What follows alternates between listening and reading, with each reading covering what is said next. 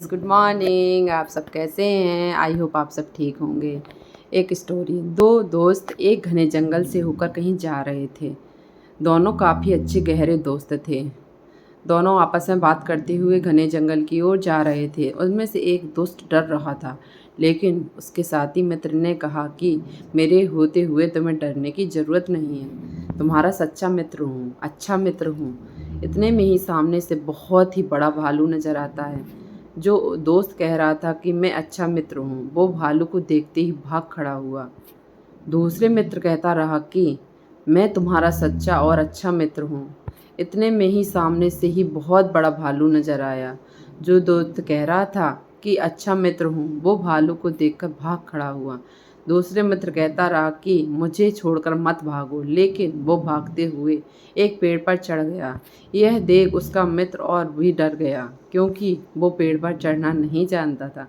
इतने में वो भालू और भी नज़दीक आ गया था।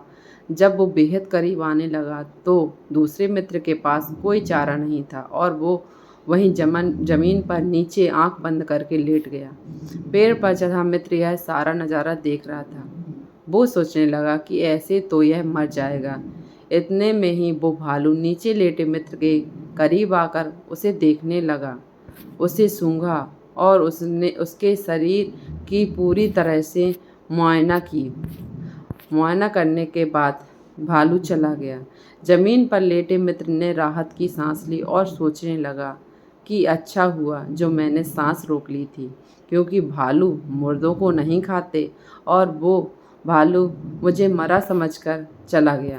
पेड़ पर चढ़ा मित्र बहुत हैरान था। भालू के जाने के बाद वो नीचे उतरा और उसने अपने मित्र से पूछा कि आखिर उसने क्या किया था और वो भालू उसके कान से क्या कह रहा था, कान में क्या कह रहा था। मुर्दा होने का नाटक कर रहे मित्र ने कहा कि भालू ने मेरे कान में कहा कि बुरे वक्त से ही पहचान पड़ती है कौन दोस्त साथ दे रहा है कौन नहीं दे रहा। इसलिए कभी भी ऐसे दोस्तों के साथ मत रहो जो बुरे समय देख कर के तुम्हें अकेला छोड़कर भाग जाएं और जो वक्त पर काम ही ना आए। दूसरे मित्र को समझते देर न लगी और फिर दोनों आगे बढ़ गए।